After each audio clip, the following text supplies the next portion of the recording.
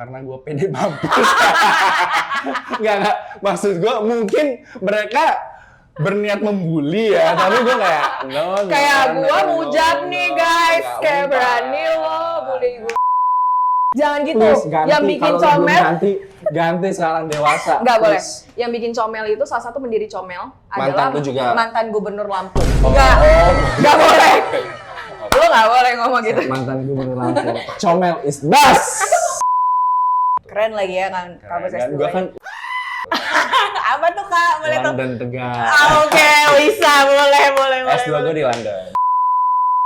Hai, gue Bella. Kembali lagi dengan si paling marketing nih. Dan gue Chico Jericho. Mirip gak sih? Enggak lah. Tolong ya di vote. Enggak, tolong enggak Kak. Gua Jujur aja. Ada blasteran Thailandnya gitu Oh. sih. Makanya Chico Jericho nggak Thailand sih. ada Thailandnya. Sumpah. Iya. Fokus. Lu siapa? Gua Mujab. Mirip Chico Jericho. Tetap. Si paling palu gada lah. Si Karena sekarang gue di sebuah kantor ini jadi CEO office, so basically kita ngurusin banyak hal. Iya. Ngurusin aku juga Kak. Yuk meeting. Ini direvisi ya. Notit, brief lo mana? Makasih apa ya?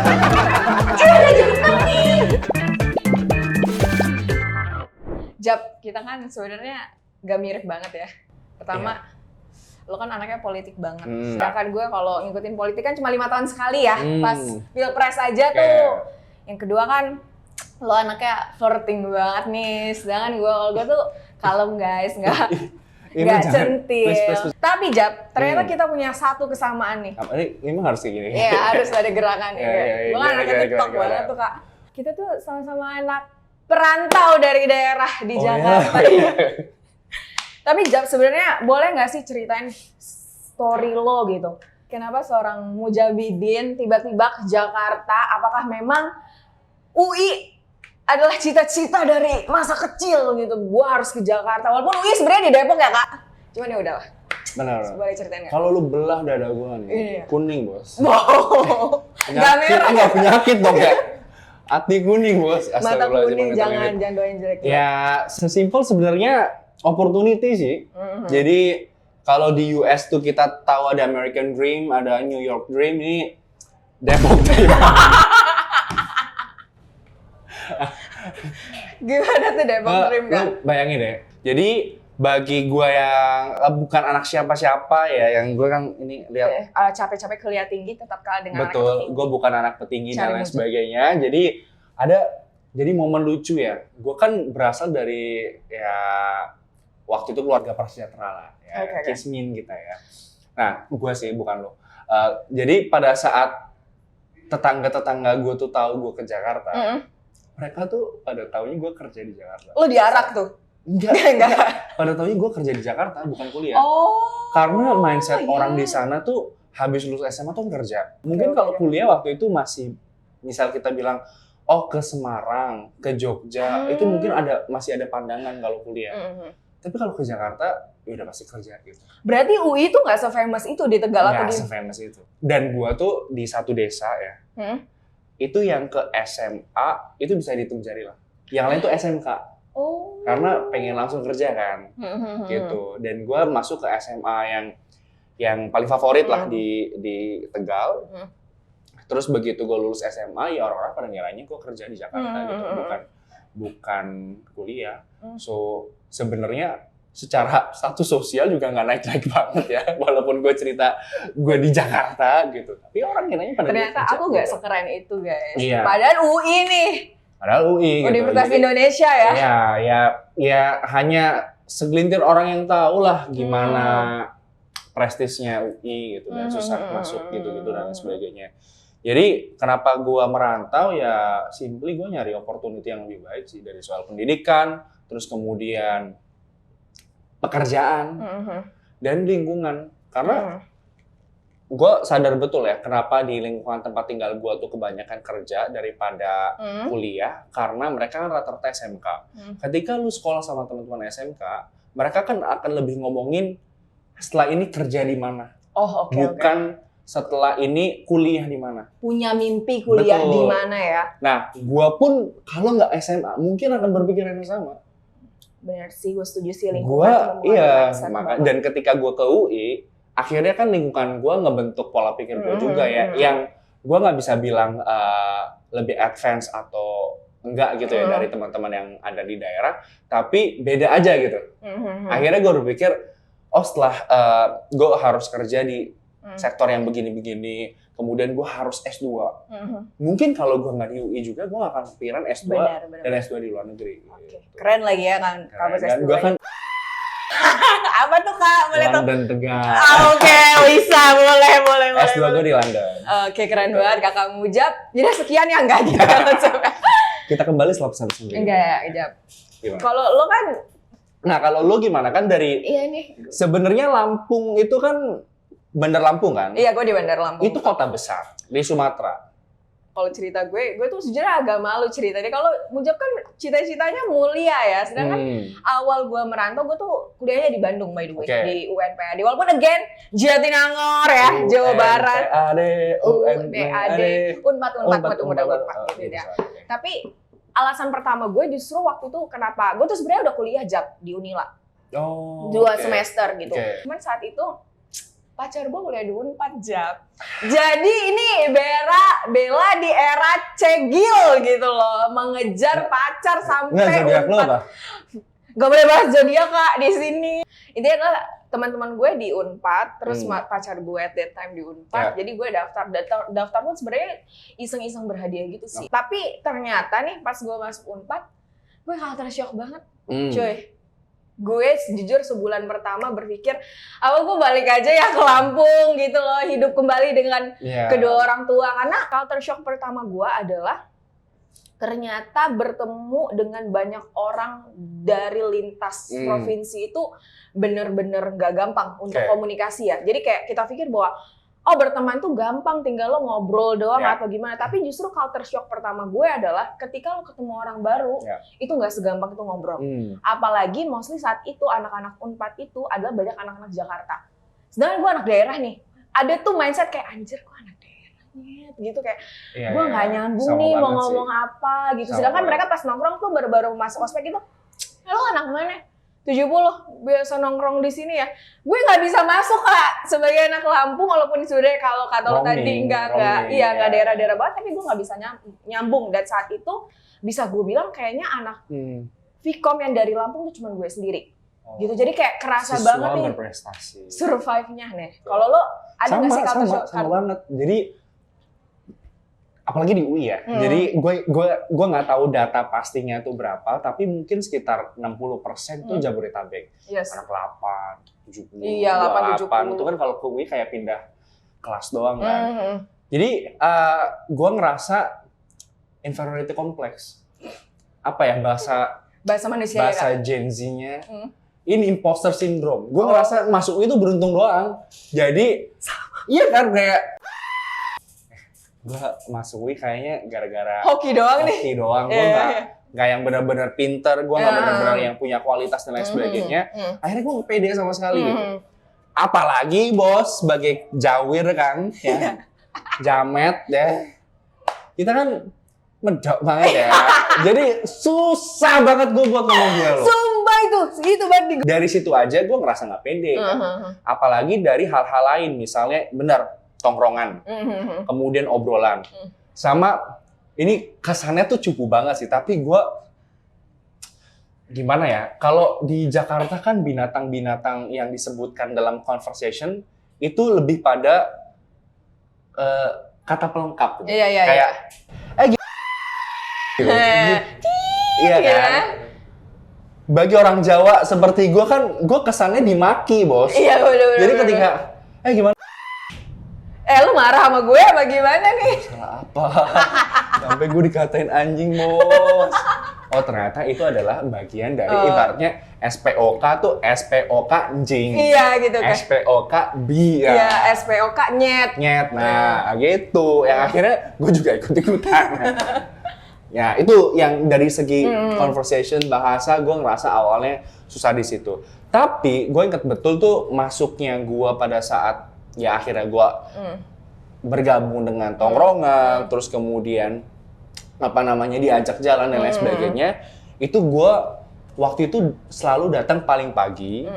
Terus ketika ada kayak semacam kuis atau apa dan lain sebagainya, itu orang-orang tuh pada nanya ke gue. Jadi gue memang kayak lumayan pinter, terus yang bisa ngajarin dan lain sebagainya gitu loh. Jadi itu nilai lebihnya ya? Nilai lebih gue ada situ. Jadi ketika mereka ibaratnya, gue nggak ngerti deh itu paper ini maksudnya apa dan lain sebagainya, gue akan ngasih mereka penjelasan dengan yang lebih mudah. Dan akhirnya dari situlah gue nongkrong bareng dan ternyata ya cuma pikiran kita doang yang bikin gue sama dia tuh beda, padahal biasa aja, itu sama aja. Mungkin ada konteks-konteks budaya tertentu yang bikin kita tuh punya perbedaan cara pandang, tapi yang nggak segitunya, nggak separah itu, nggak separah itu, nggak se-eksklusif itu. Berarti lu nggak pernah dapat bullying gitu ya pas awal-awal pindah dari Tegal ke UI nih? Karena gue pede mampus. Nggak, maksud gue mungkin mereka berniat membuli ya, tapi gue kayak kayak gue mujab nih guys, kayak berani lo bully gue gitu. Lo keren sih, bisa nggak dapet dengan kepedean lo ya. Iya, mungkin mereka ngomongin gue di belakang. Iya. Cuma ya lu udah sih bodo amat. Memang agak susah sih make it friends di awal, tapi karena gue terlibat misalnya organisasi, kepanitiaan gitu-gitu, akhirnya mau nggak mau kan interaksi sama yang lain. Jadi memang kalau naturally gue nggak bisa yang kayak asal ngeblend. Ada mediumnya kerjaan bareng bisa kuliah atau urusan organisasi. Oh, ada juga kejadian gue bagaimana mengatasi prejudis orang-orang teman-teman gue yang non Tegal ke Tegal. Jadi waktu itu gue ada proyek sosial angkatan, kan? Gue sebagai project koordinator survei lah sama beberapa teman gue, banyak lah waktu itu. Biasalah kita sosok akrab gitu ngobrol. Bu, Ibu itu kampung Pemulung. Bu, Ibu dari mana asalnya? Dari Tegal. Wah, kita kan ngerasa kedekatan tuh, emosi tuh. Gue ngeliat plat BE aja tuh Lampung merasa saudara aku gitu. Saudara gitu kan. Wah, Bu sama, Bu saya juga dari Tegal. Ibu di sini sama siapa aja yang dari Tegal? Ini Pak, sekampung. Jadi sekampung Pemulung itu Tegal semua. Gue kayak di satu sisi mohon maaf nih, gue harus menjelaskan ke teman-teman gue, ada pilihan karir lain kok. Dan ini gue lagi mencoba untuk dapat opportunity yang lebih bagus. Gitu. Gue bukti Tegal yang lain gitu loh. Tapi gue punya serotap lucu juga nih cerita. Ya. Again ya, gue nggak sekeren Mujab nih serotapnya. Gak kayak sesosial itu, tapi ada serotap lucu nih. Jadi suatu hari gue makan sama mantan gue. Gue makan sama mantan gue, terus ketemu teman-teman gue yang anak Unpad ini. Iya. Mereka tahu kan kalau mantan gue itu orang Lampung juga, kita sama-sama dari Lampung. Terus setelah ketemu ya gue kenalin, ini pacar gue kasih tau namanya bla bla bla bla. Setelah besoknya gue ketemu nih sama mereka di kampus. Tau nggak mereka ngomong apa Kak? Apa? Gue pikir cowok-cowok di Lampung tuh kayak Andika Kangen Band semua. Nangis. Coba kau mikirkan, coba kau dengarkan. Maksud gue kayak lempar dong modal. Kenapa gini semua? Gue bingung. Di satu sisi gue mau jelasinnya, guys, Andika Kangen Band itu ada barber shop lain loh yang di Lampung yang potongannya nggak kayak gitu. Iya makanya, lu bingung. Tapi Babang ganteng, lu hebat. Babang ganteng lo hebat, lo Lampung Pride. Dia udah beristri berapa kali gitu kan? Babang ganteng lo hebat. Ya itu sih menurut gua kayak stereotype yang ternyata lucu gitu loh. Mereka pikir kayak bisa-bisanya lo pikir semua laki-laki di Lampung kayak Andika Kangen Band. Banyak kok Kak yang ganteng. Walaupun tapi teman gue yang di Lampung tuh ini juga kita ledekin. Wah lu Kang Begal gitu. Karena Lampung tuh rame kan. Jangan sedih, mobilnya mantan gue pernah dibegal juga Kak. Gimana solidaritas Lampung ini kok ngebegal lo sama Lampung lo? Itu pas kita ke kantor polisi, polisinya bilang plat B dibegal sama B. Itu lucu sih kayak lu kalau mau begal lihat-lihat dong bos gitu maksudnya. Plat B atau yang bukannya kita mendukung begal ya Kak. Tidak sama sekali. Tapi itu lucu sih misalnya kayak polisinya aja tuh kayak, jadi emang begal Lampung itu terkenal sampai mancanegara kayaknya. Benar. Udah kayak pride. Tolong ya. Selain pisang Lampung ternyata begal Lampung terkenal ya, banget. solidaritas at least lah ya. Tapi ya Jap, tadi kan selain lo akhirnya ikut organisasi nih dan jadi ketua BEM UI, gila keren banget ya kamu Jap. Dari Tegal tuh BEM UI ya gitu kan. Gue juga sempet tuh Jap. Nanti editnya kayak ada poster gitu kan. Iya, kau maksa. Tapi itu sih maksud gue, chance untuk jadi ketua BEM aja tuh sebenarnya nggak gampang kan. Apalagi lo bawa bendera daerah lo gitu loh. Maksudnya pasti ada pandangan tersendiri nih, masa anak daerah jadi ketua BEM. Maksudnya UI kan bukan kampus yang gimana-gimana, misalnya kampus besar gitu loh. Itu ada kesulitannya nggak sih Jap untuk lo bisa bersaing nih melawan kompetitor lain untuk menjadi BEM UI gitu? Oh, fun fact-nya lawan gue orang Lampung. Demi apa? Iya, dia wakil ketua lawan gue sih. Ya ampun, ternyata kita jodoh ya Kak. Tegal, betternya. Ex Lampung, oke, gimana tuh? Gue sih sebenarnya nggak ngerasa itu jadi kayak semacam burden buat gue ya. Bahkan waktu itu paguyuban mahasiswa Tegal itu salah satu yang paling suportif buat mendukung pencalonan gue pada saat itu gitu. Jadi pada saat itu tuh identity is something very matters to me gitu ya. Relatively kan bukan rada sih, cukup cerdas ya publik UI yang maksudnya secara pilihan politik dan lain sebagainya. Jadi kita gagasan dan lain sebagainya. Dan waktu itu salah satu strategi campaign gue, karena berat banget. hashtag bukan sombong, IPK gue tuh 3,6 pada saat itu. Jadi baliho kampanye gue tuh nonjolin IPK gue. Yang message-nya pada saat itu adalah gue tuh pengen break the stigma bahwa yang jadi ketua BEM itu orang yang memang pelarian akademik aja gitu. Gue pinter, insya Allah secara IPK. Gue ikut lomba Mapres. Waktu itu gue jadi peserta yang portofolio organisasinya paling banyak di antara yang lain. Tapi gue nggak ada sama sekali prestasi internasional. Jadi kan akhirnya ada competitive advantage yang gue punya di sisi lain. Tapi gue tetap take the opportunity kan, walaupun gue nggak pernah ikut lomba-lomba internasional kan. Kalau Mapres itu biasanya kayak best delegates yang kayak udah internasional banget gitu. Jadi pada saat itu ya karena gue tahu gue orang daerah lah ya, orang daerah. Gue jauh-jauh dari Tegal ke Jakarta, Depok untuk belajar. Akhirnya gue berusaha untuk memaksimalkan segala kesempatan di situ dengan baik. Itu penting sih. Biasanya kan nih mahasiswa yang dari daerah terus kuliah di mana tuh biasanya ada benar paguyuban. Lu namanya apa lu? Iya paguyuban. Lu namanya paguyuban. Oh, Sintesa. Kalau gue dulu namanya Comel. Ya, sesuai ya sama karakteristik saya ya gitu kan, Comel gitu. Gue tuh lumayan aktif di Comel dan dulu gue anak panjangnya apa sih Comel? Community of Muli Menghanai Lampung. Allah Akbar, kenapa? Itu dibikinnya sama niat yang aneh banget. Gue itu kayak gue tuh pas zaman SMP itu bikin singkatan-singkatan kelas gitu di pas SMP. Terus ya ibaratnya yang C jadi yang K jadi C gitu-gitu. Itu aneh banget sih. Iya kan bukan gue yang bikin. Nggak, please ya. dewasa ya, Comel ya. Jangan gitu. Please, ganti. Yang bikin Kalau Comel ganti sekarang dewasa. Nggak boleh. Yang bikin Comel itu salah satu pendiri Comel adalah mantan gubernur Lampung. Nggak boleh. Lu nggak boleh ngomong gitu. Mantan gubernur Lampung. Comel is best. Comel adalah paguyuban paling comel.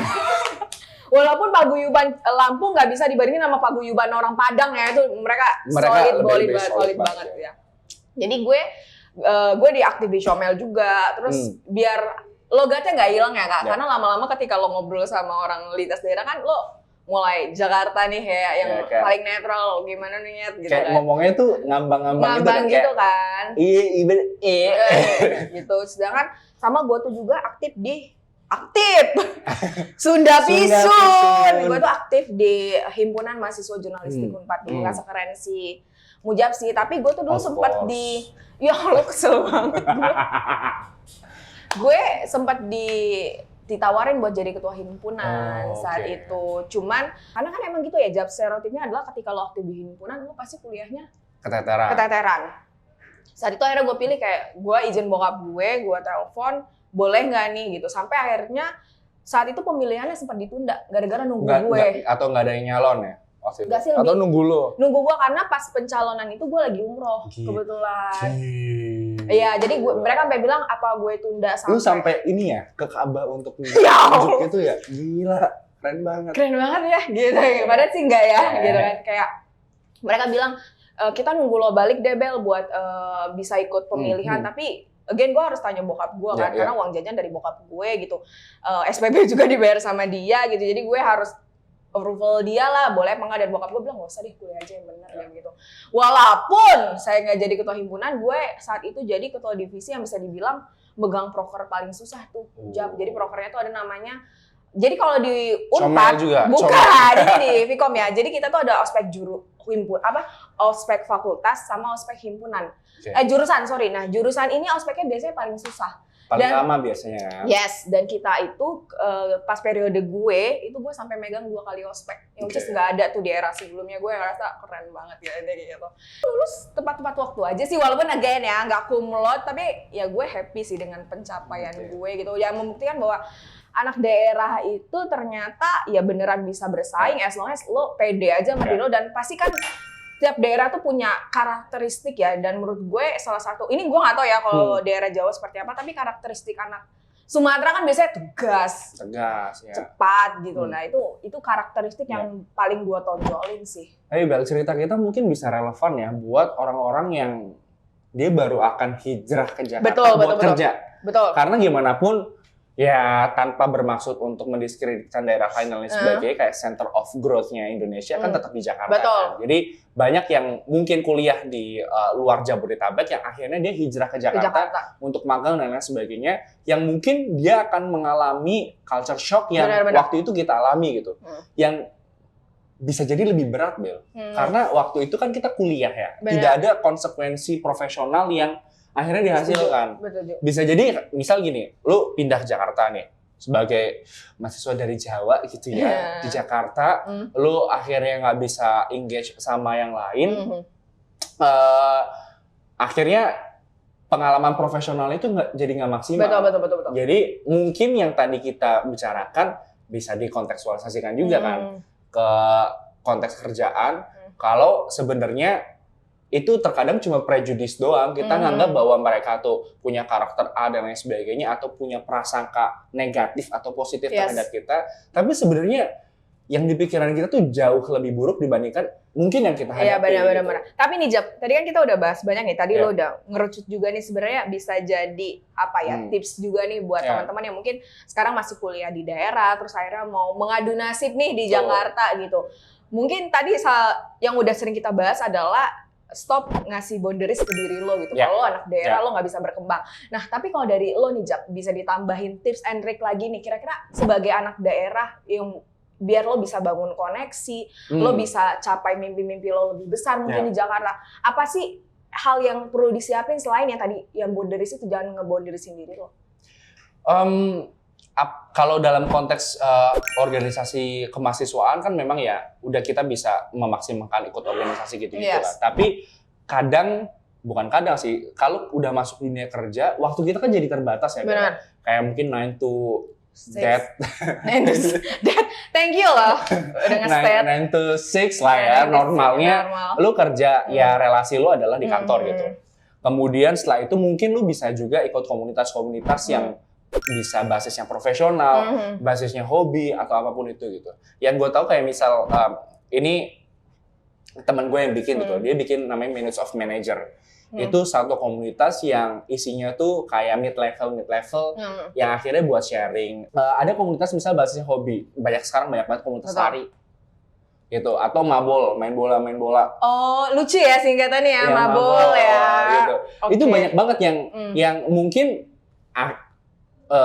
pada saat kita melaksanakan ya kayak buat hobi aja, tapi at least kan kita bisa kenal orang-orang luar dari circle kita, kantor dan lain sebagainya. Dan itu yang menurut gua jadi kayak semacam enabler karir sih gitu. Kayak gua sekarang kerja dalam ekosistem ini itu karena jejaring pada saat gue kuliah di Inggris kan, gue ketemu sama yang bersangkutan, terus diskusi dan lain sebagainya, kemudian beberapa bulan setelahnya di follow up gitu. Jadi networking itu jadi faktor yang krusial untuk bisa kita eskalasi Benar. kesempatan Kesempatan baru bisa nanti ujungnya karir atau mungkin ya sekedar temenan aja gitu kan. Kita nggak tahu temenan tuh kayak gimana. Cuman gini Bel, networking itu bukan cuma soal gua tahu lu. Yes. Bukan tahu nama doang ya. Networking itu soal kita juga saling tahu reputasi kita. Jadi ketika ketemu sama orang, prinsipnya baik aja lah sama semua orang gitu.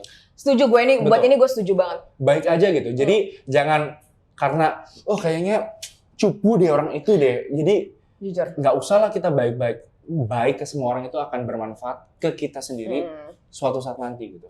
Itu konsep.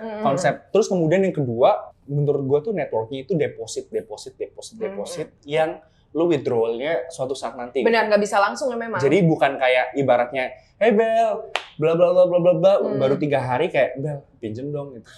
Pinjol gue. Iya kan.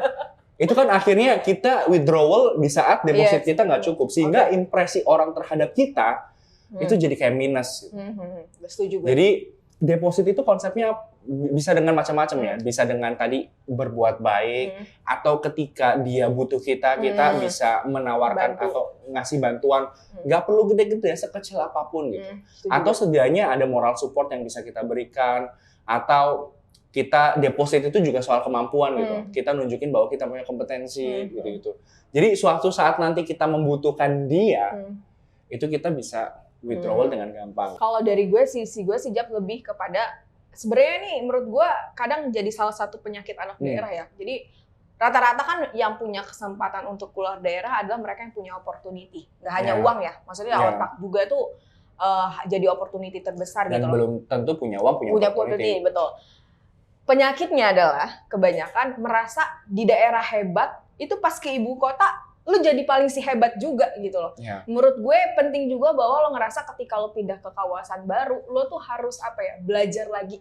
Betul. Belajar. Jadi jangan nggak berhenti belajar. Bisa jadi lo di daerah lo paling keren, lo paling hebat, lo si paling berprestasi. Tapi ketika lo ke ibu kota, let's say kota besar, lo punya banyak banget saingan dan lo nggak bisa stop di situ aja. Jadi menurut gue saran paling penting adalah nggak boleh stop belajar, nggak boleh stop untuk melihat hal-hal baru dari kacamata yang baru lagi. Karena gue punya pengalaman juga teman-teman yang dia ngerasa, wah gue di daerah nih si paling hebat nih, giran pindah ke ibu kota, saingan gue banyak. Terus dia akhirnya ngomong kayak, mereka belum tahu aja gue di Lampung siapa ini. Nah itu menurut gue mindset yang salah. Ya nggak sih? Bahkan bukan cuma soal kedaerahan bos, di kampus juga. Jadi gue tuh sangat tergelitik ketika dulu tuh sempat viral ya. Apa itu? Gue nggak terima gaji itu kan gaji lulusan UI minimal 8 juta. Lu pernah baca nggak? Pernah baca tweet viral itu kan? Itu gue sejujurnya tersinggung dan marah. Karena gaji pertama gue tuh UMR bos. Terus gimana? Tapi gini, gue waktu itu punya mindset gini, walaupun gue ibaratnya jagoan ya, gue ketua BEM, gue punya prestasi ini itu dan lain sebagainya. Tapi once keluar kampus ya gue harus ibaratnya ini jungle baru, hutan baru bagi gue gitu. Yang gue tidak boleh melimitasi opportunity gue hanya karena gue ngerasa gue udah gede gitu. Gue udah keren.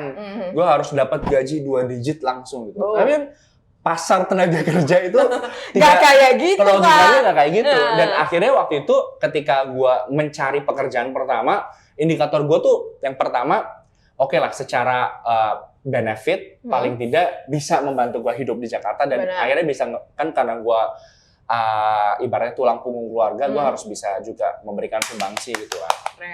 Jadi secara gaji oke lah gitu, gue masih bisa survive gitu. Yang kedua networking, opportunity dan networking yang tersedia itu kayak gimana? Karena waktu itu gue kerja karena sektor kebijakan publik dan waktu itu gue dapet opportunity di salah satu kementerian gitu ya. Walaupun gajinya tadi dikit, UMR kurang ya pas aja gitu. Alhamdulillah bukan yang kayak di bawah UMR. Tapi waktu itu gue pikir opportunity-nya tuh bagus gitu. Dan yang ketiga, ini penting banget, mentor. Apakah bos lu, rekan kerja lu itu bisa jadi yang lebih senior ya, bisa jadi mentor buat lu karena kita tanpa ada yang ngedirect tanpa ada yang ngebimbing. Apa yang ngebimbing. Kadang nggak usah yang lebih tua deh, kayak misal kita di sela-sela jam kerja kita ngobrol satu sama lain, kan kadang kita dapat insight juga dari orang lain. Jadi indikator itu yang menurut gue jauh lebih penting dibandingkan lu mikir cuma angka 8 juta minimal gitu. Karena yang songong deh lulusan UI, banyak juga lulusan Untas lain yang jauh lebih keren daripada lu. Quote by Ketua BEM UI tahun berapa, Kak? 17. Tapi Jap nih, kita tadi udah bahas banyak banget nih. Pada akhirnya, apa sih yang memotivasi lo untuk terus berkembang gitu? Karena kan pada akhirnya ada perasaan down tuh pasti kadang muncul ya dalam proses lo hidup gitu. Entah lo down karena gaji lo kecil, entah lo down karena kerjaan lo kok ngerasa di stuck gitu-gitu aja. Down karena aduh gue anak daerah kayaknya gue bakal di situ aja tuh nggak akan nyampe lebih kayak baju lo ya kalah dengan anak petinggi ya Kak gitu. Maksudnya zoom. Itu yang memotivasi lo pada akhirnya apa sih? Motivasi gue, ini bukan cuma soal materi ya, tapi paling tidak dengan gue punya ibaratnya kesempatan yang lebih bagus, gue bisa ngebantu at least keluarga gue. Iya benar.